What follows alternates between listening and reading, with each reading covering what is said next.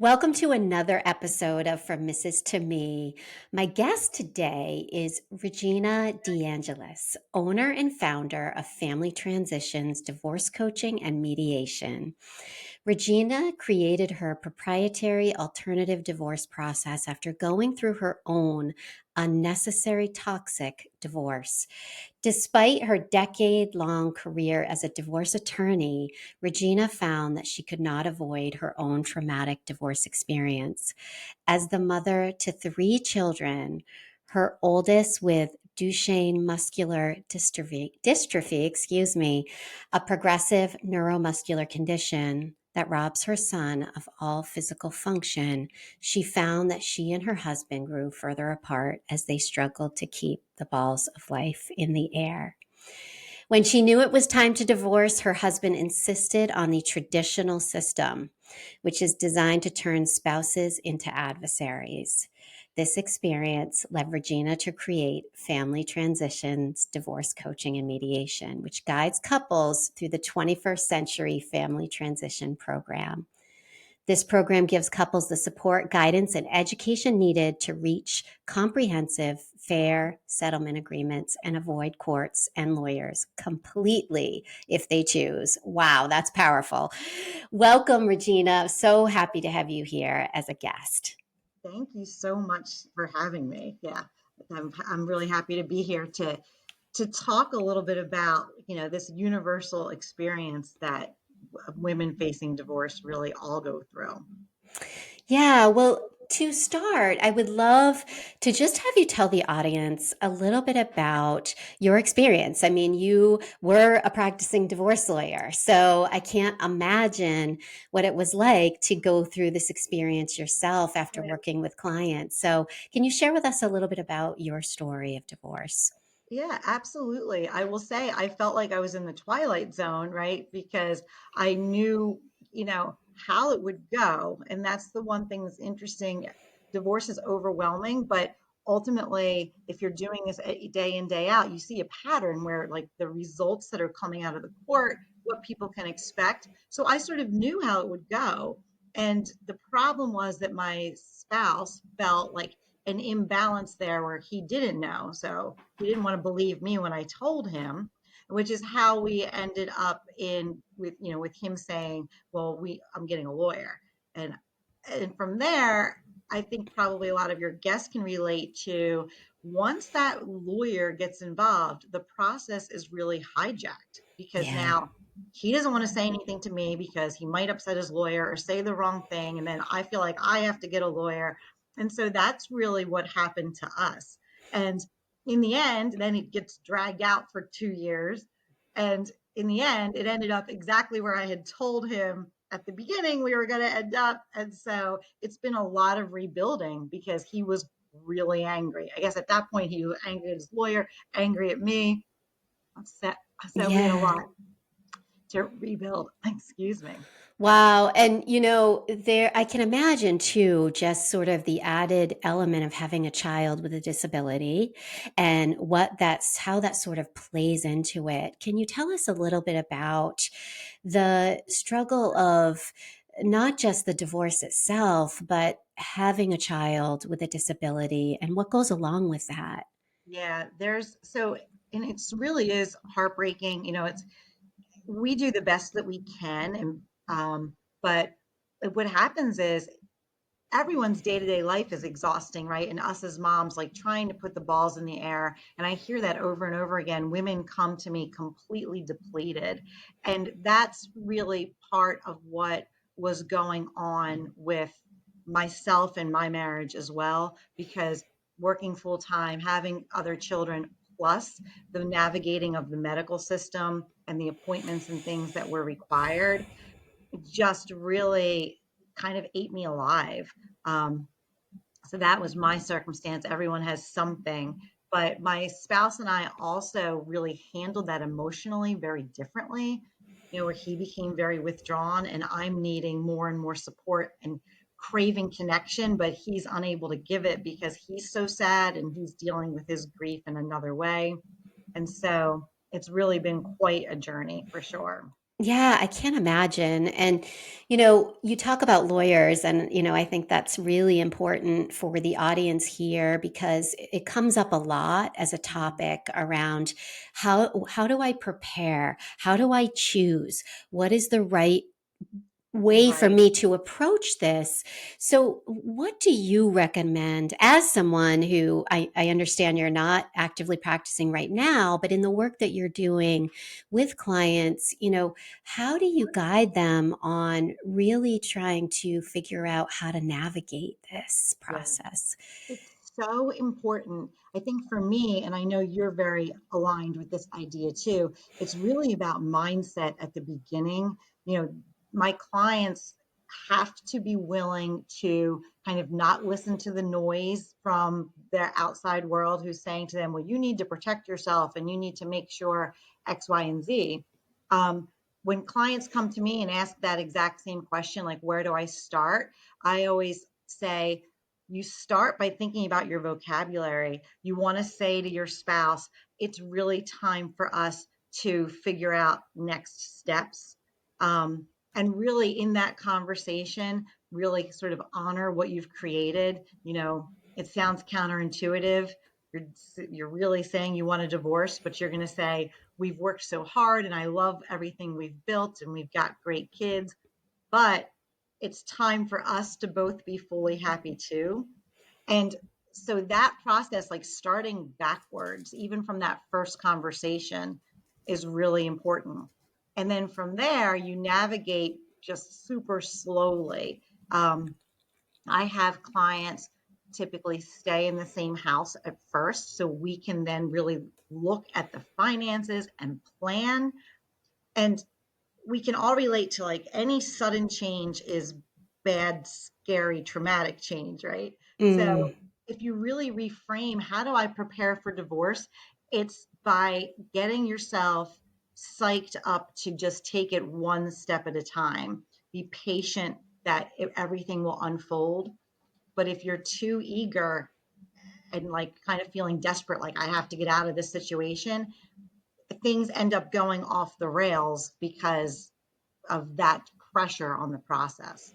Yeah, and it's so interesting. You're the second guest that I've heard that's talked about the importance of this because, and I think it's such great guidance because you're so overwhelmed. You're so overwhelmed with emotion when this happens. You're overwhelmed with what are we going to do with the kids? You're overwhelmed with the finances.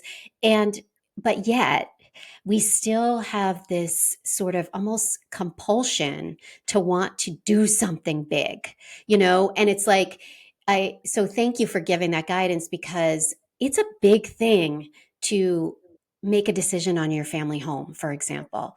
Yeah. And to not think that through and to really get clear about, first of all, what can I do? What are my options, even?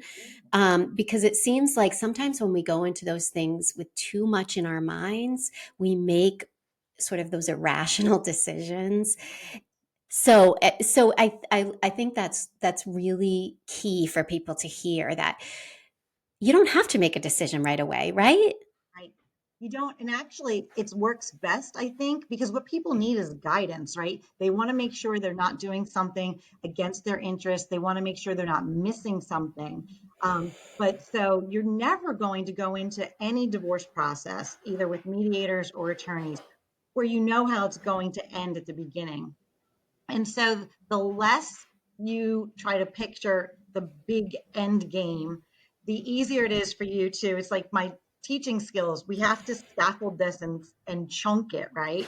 We take it one step at a time so that your nervous system does not completely shut down on you. You get frozen Yes. in fear. Yeah, and that's one thing that I find too, when I talk to women is they come in and they're already 20 steps ahead. Well, Mhm. I need to do this and I need to do that and I need to get there and I think that's the key is just taking a pause. Like give yourself that pause to like get your footing underneath you, right? And Absolutely. to really be able to let's just look at this moment. Let's just look at this moment in Right. time That's as exactly right. we are. navigating this instead of 10 steps forward. So I love that, because I think that that too often we are in this overwhelmed space and we are Right. taking action instead of one step at a time. That's all it takes. And I think the lawyer piece of it makes it even scarier because then you're in a world that is unfamiliar. You're, getting dragged into court or you're getting scary looking letters.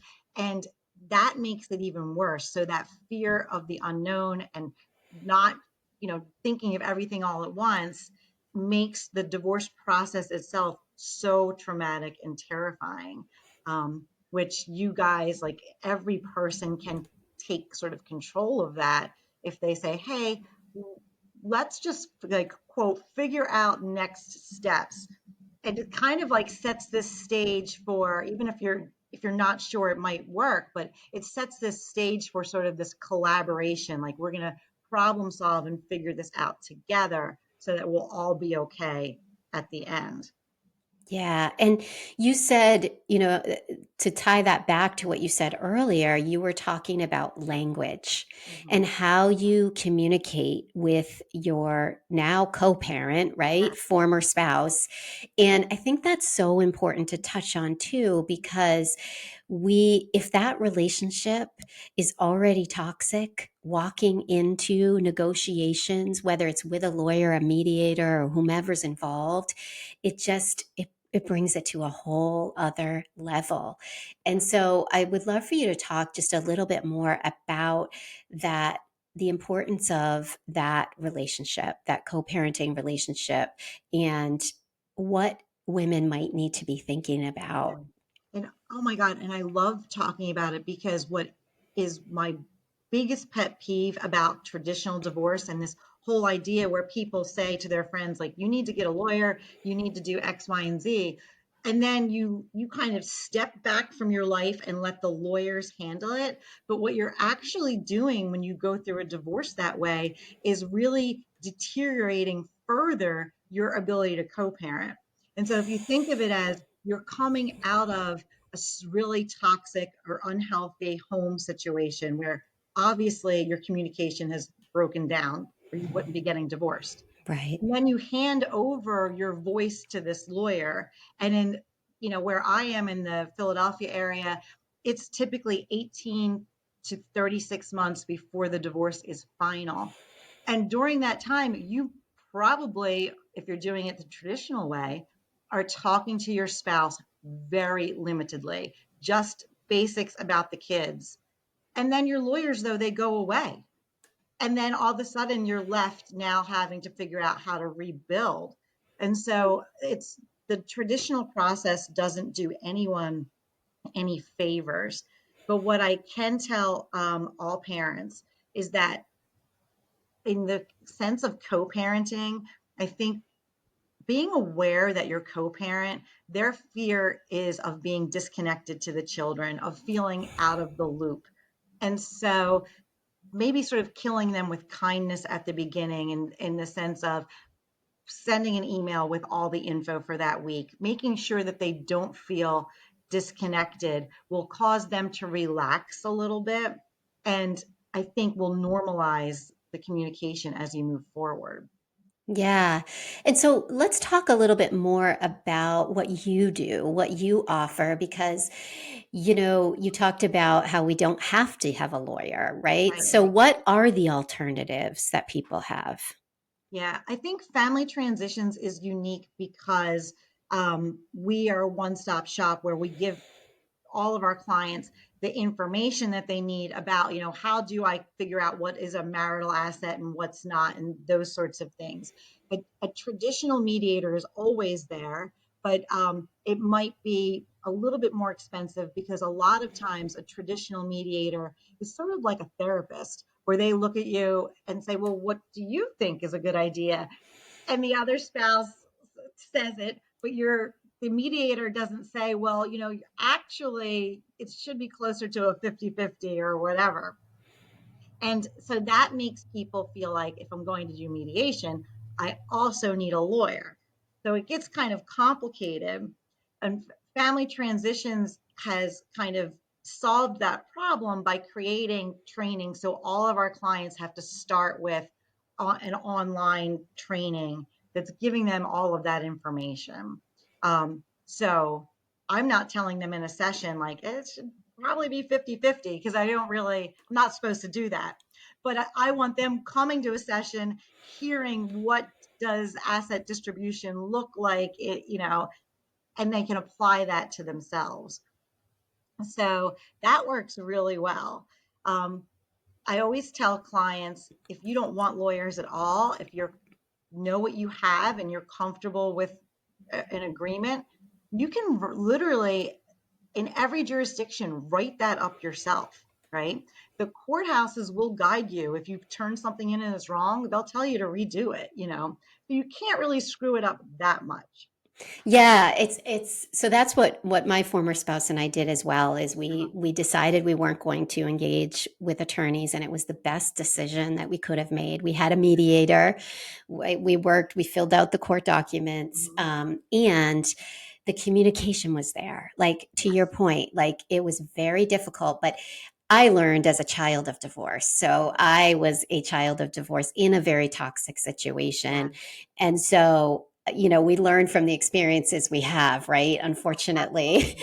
But, that's why this podcast to me is important, is because I do want women to know you do have alternatives.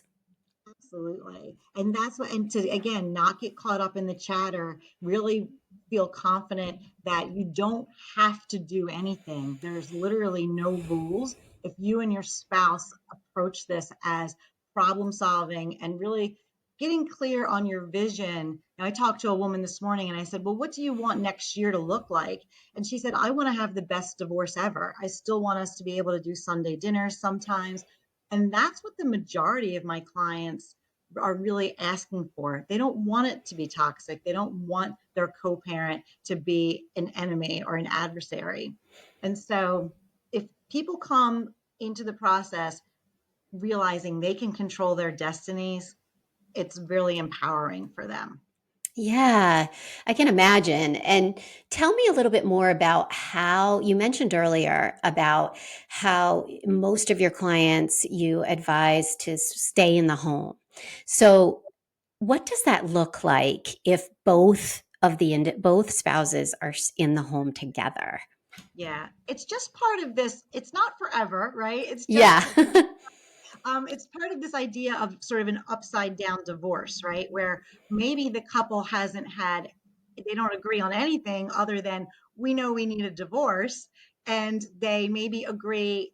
A second agreement is that they don't want to spend the money on lawyers or, go down that road if they don't have to.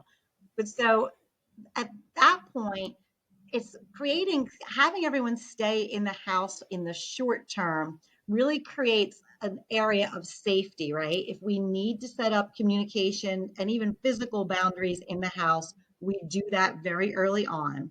The goal is to provide a safe space where they can breathe a little bit and slow down so that they can then get really clear on what they want that future to look like, and we'll guide them through each of those decisions. Like homework is you need to call a mortgage broker and see if you can even afford to keep the house. Right. And boundaries, that's a huge topic. And that's why whenever it comes up, I love to talk about it. And for you, you just talked about it in regards to staying in that family home. So if someone were to come to you and say, wow, how do I do this? What do we do around setting boundaries? I mean, Yeah. what does that look like?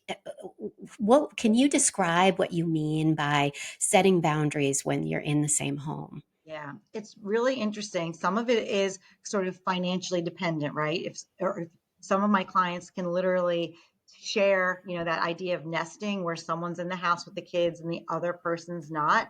But most people really can't do that.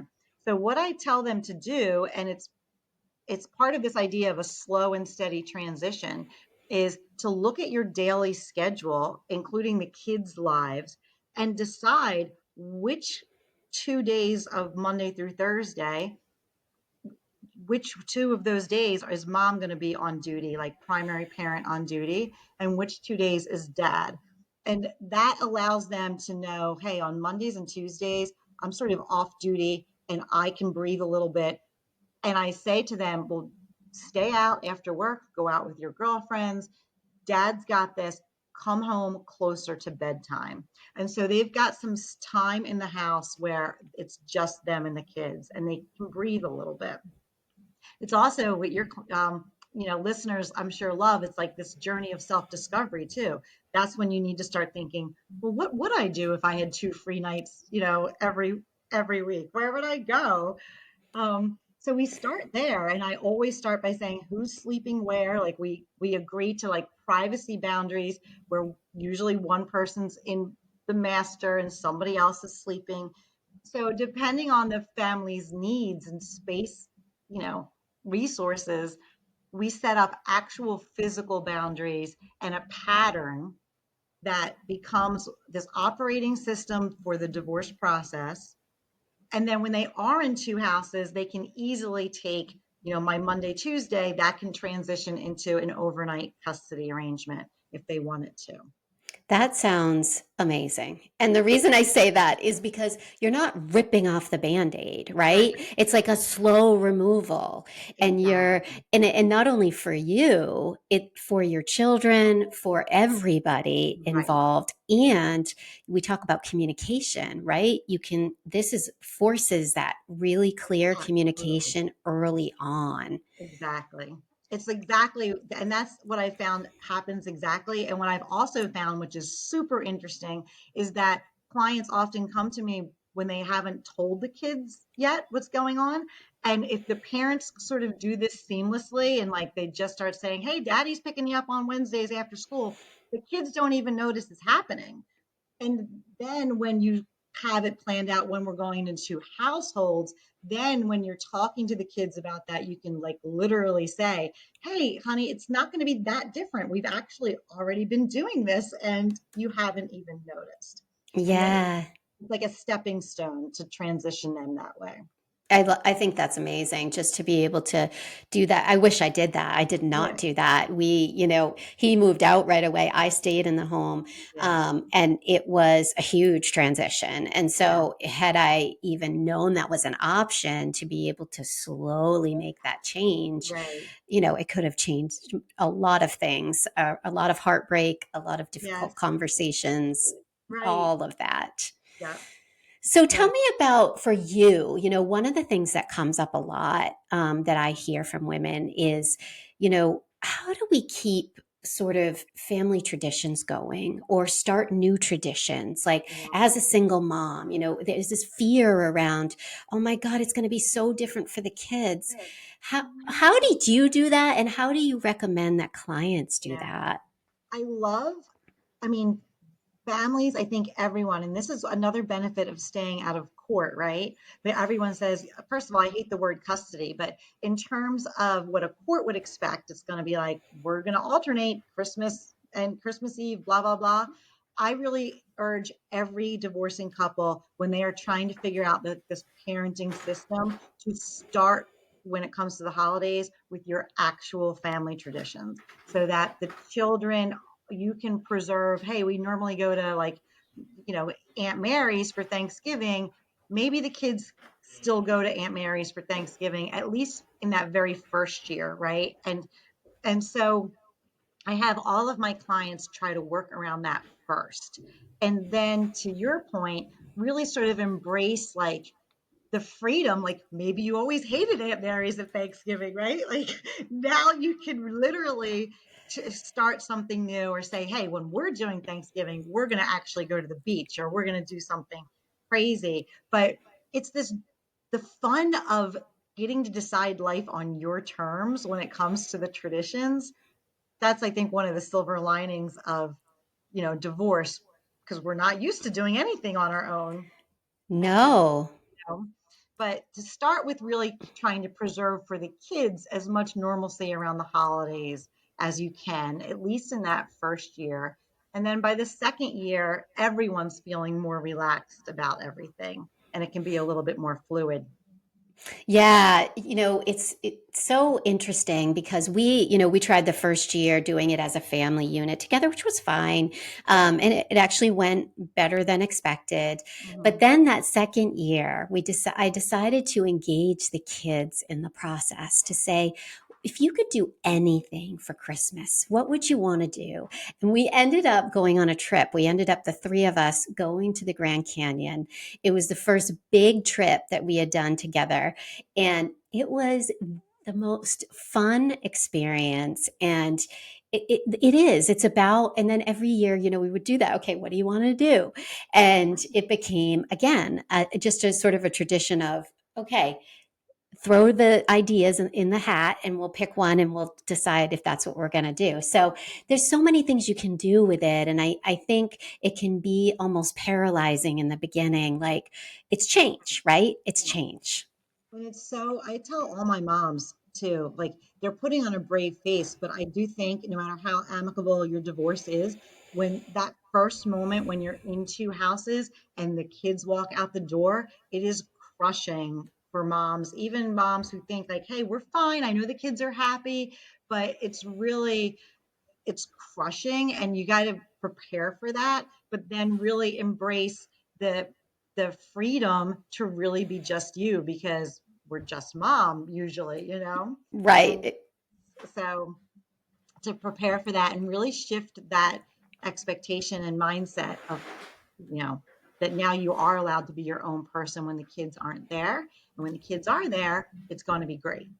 Yes, and that leads me to kind of the next thing, which is what this whole podcast is about, which you referenced, which is really about that transition from Mrs. to me, right? Where Yeah, you go from being this wife where you live with your spouse, you are the mom, you are it all, to being a single mom, being in a home on your own, running it all, the show yourself, yes, and no longer a part of this marriage. And so it can be so scary for women and men, I'm sure. yes. But what for you do you tell women, in regards to taking care of themselves, or what did you do for yourself, as you went through this transition to sort of, what I say, rediscover you in that Yeah, process?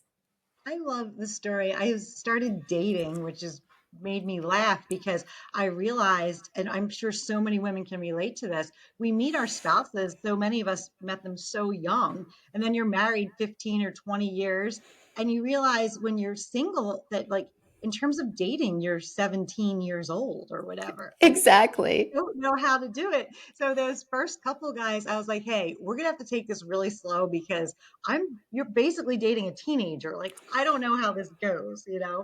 But even that, my we used to laugh with the adventures in dating, and my sister would say, oh, Regina, this is going to be a hysterical chapter in your book. Like, but I had so much fun figuring out like what I liked, what I didn't like. This guy who's coming on too strong, this guy is too mild mannered. I want someone who's handy and can help me sometimes. And so that was really fun. Now, like 10 years into the process, I think I finally like have it figured out and I'm in a really good place. But I did that. I really embraced like sitting home in a house where nobody was asking me for anything. That was really nice. So it's been really fun, and that's feeling independent and strong and confident on my own 2 feet has been a really exciting journey for me. Yeah, and I love what you said about spending time alone, because I think that's something we really struggle with when it's been years of being in a house with the kids, with your spouse, and it's a scary thing to Yes, be alone. And it's that relearning to enjoy your own company, right. right? It's so true. And I think part of what we can do, anyone in the divorce professional world, to help clients with that is to kind of relate it to like breaking any habit, right? And so if or any kind of muscle memory, our bodies are hardwired to feel connected to this person, even if it's not a healthy relationship. And so when you're feeling really lonely or really scared after, in the house by yourself, reminding yourself that this is normal, these feelings are normal. Um, and what it is your body literally adjusting to this new reality that you're creating for yourself. Just like breaking any habit feels uncomfortable.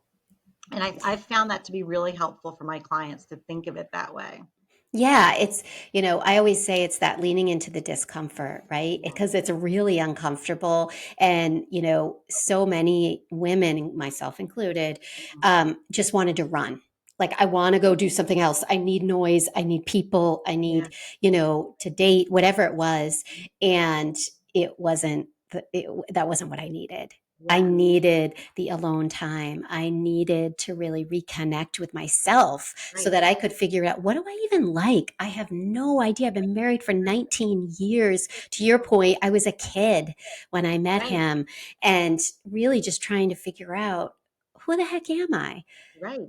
And imagine how deep that hardwiring goes when we've been connected to someone for literally our entire adult life. And so I do think it's such a beautiful thing. And I love it when women say, I'm now in my 40s or whatever it is. Most of my clients are in their 40s and 50s. I'm going to figure out and try to remember who that person was and figure out who I want that person to be now. And it really is this beautiful journey. Your podcast is named perfectly because that's exactly what it is. Yeah, and it's so interesting, and that's how the name came to me, was Mm. what we're talking about right now. Is I was like, what is it? What is it? Well, that's it. It's, Yeah. really reconnecting with you. And Yeah. that is a really hard thing to do when your mind is always thinking 10 steps ahead, and you're in the overwhelm, and you're Right. not really being present with Yeah. yourself. I think most moms, I think married or not married, that's what happens to us, right? Like we somehow society has kind of told us, oh, if you put yourself first or if you ask for alone time in an intact marriage, you're selfish or you're somehow falling down on your mom job. But it really is the kids get such a better version of us if we really focus on we're just as important as they are in this equation, you know? Yes. Oh, you hit on such a big point there. I mean, I think as women, innately, it's in us to do for others, Yeah. right? And that's how we become a good mom, a good wife, a good Right. friend, a good daughter, all those things.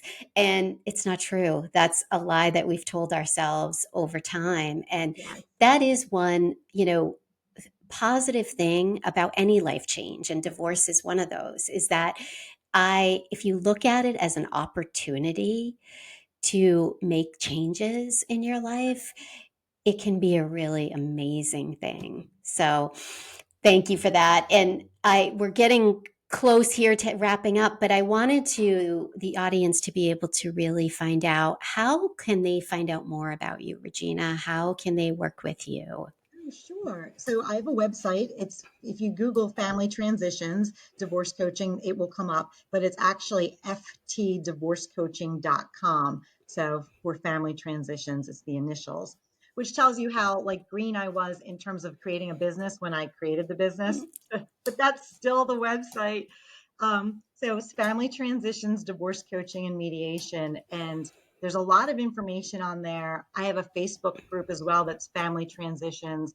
And there's a lot of videos in there that talk about this vocabulary shift and sort of how to mentally prepare for that conversation with your spouse. Because even just like opening your mouth and saying the words is absolutely terrifying. So there's a lot of resources in that group for women as well.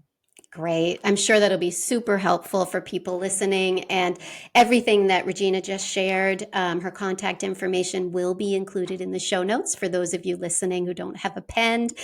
You'll be able to go back and look at that later. So thank you so much, Regina, for being here.